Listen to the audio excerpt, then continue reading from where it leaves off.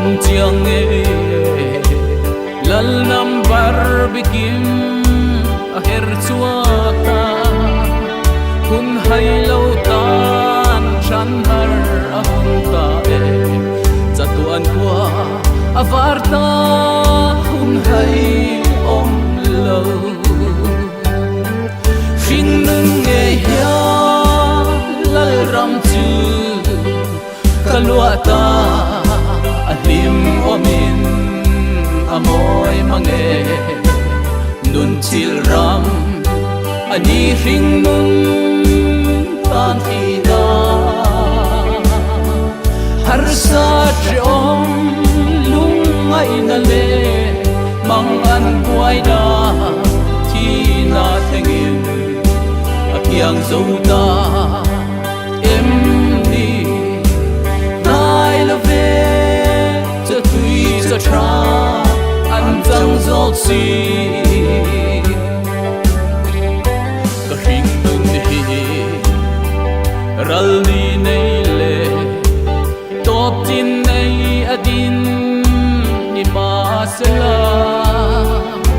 kadun ta Krista ato ni nei lo chatuan mi ni in ka ding suat ka sin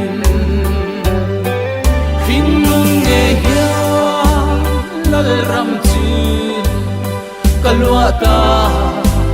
Hlim omin amoy mange nun chil ram ani Hringnunah tan ina har sa om lungai na le mang an buai na thi na thengin akyang zo ta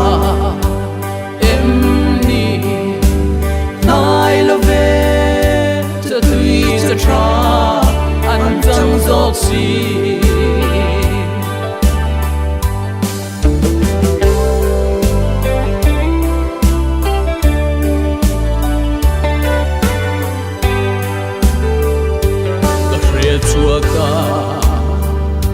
kapian chan chu lal sak melanan alo ni e kani tin nun hilal pa ta na ni kanun a ta lal pa nangi to ke Hringnunah nghe ya lal ram chu luah ta Hlim omin amoy mange nun chil ram ani Hringnunah tan ina har sa om lungai na le mang an buai na thi na thengin akyang zo ta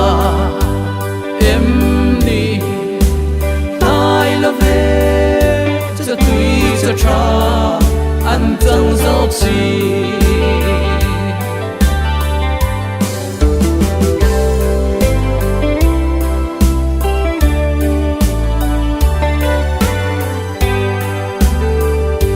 ka he chuata